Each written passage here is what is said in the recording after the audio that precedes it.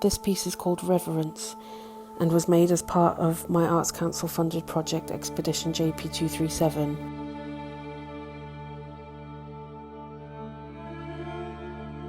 We're accompanied by Italian aeronautical archaeologist Francesco Sabini and photographer Zoe Childerley.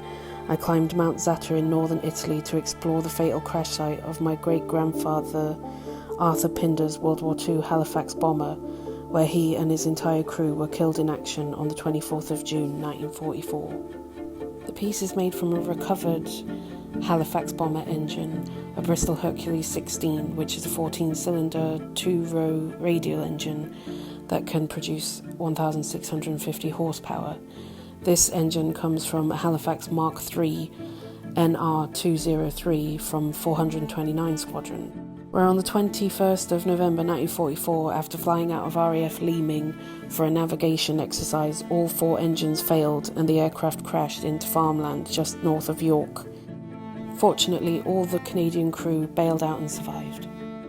When I first began the project, I knew I wanted it to have some sort of sculptural element. I didn't really know what that was going to entail, so to start with I just searched online, and lo and behold I found this engine, and on all places on eBay. So off to York we went to visit Phil on his farm, and we got to see the engine in real life. It was the beginning of the project starting to fall into place. It all felt very serendipitous and fortuitous. I'd never done anything like this, so it was all a bit trial and error, finding and relying on expertise. So with great help from Murray Kelman at ARR Crabe, they organised the logistics of getting it from the York farm to my studio in Leicester.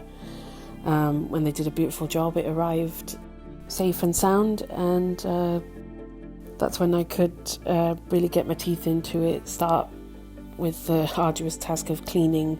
The cleaning of the piece was, although very messy and not a very nice job, I did really enjoy doing it, all cleaned by hand. It made me really get to grips with the object and know every nook and cranny. Now, it's a monumental piece within itself, just as a found object, but I knew I wanted to really get to grips with it and add subtle elements to it, just to convey some ideas that I'd had, being influenced by the project as a whole, but also the object itself and what story that I wanted it to tell.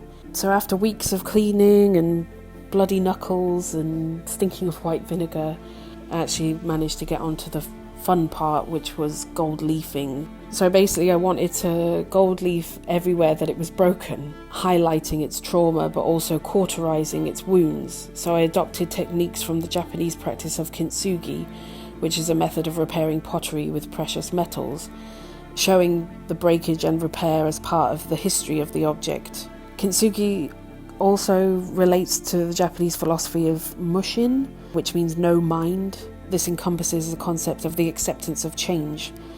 Not only is there no attempt to hide this damage, but the repair is literally illuminated. Gold itself obviously has a huge history within art, the financial sector, in religion, which carries with this huge sort of weight of intrinsic worth and value. It's idolized as an element. So adding this to an essentially worthless, broken, destroyed engine highlights again these things still have intrinsic value. They're important. They tell a story. They can help us convey meaning, new meaning made out of debris from the past. We value the stories rather than the object itself, and give the viewer a moment's pause to reflect.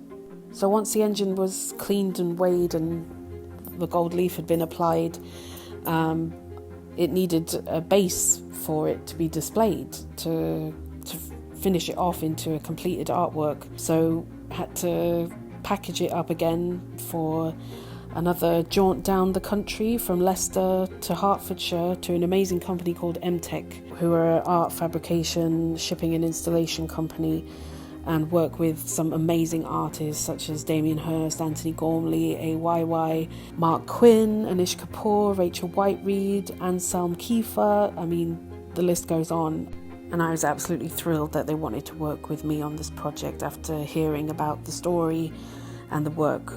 Shipped the engine down there, They had a good look at it, and then I went down there for a little meeting, and we designed a bespoke base for the engine, and they fabricated it out of galvanized box steel, which would then mirror the engine's aluminium parts in the colouring. It's a really simple, practical but also elegant design for the base, which again reflects the engine itself. While we were at the crash site, we were able to collect parts of the wreckage.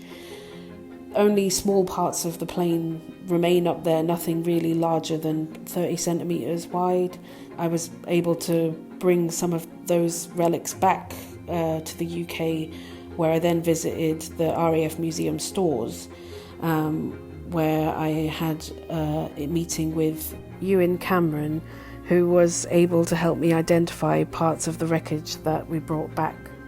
As part of that visit, I mentioned the engine piece that I was working on, and he said that they actually had a Bristol Hercules as part of their collection they would use to teach engineers how the engine works. So it's a working engine but kind of blown apart with large sections of it cut out so you can see the inner workings. So to be able to see one moving and working in its original state was an absolute pleasure and a real treat.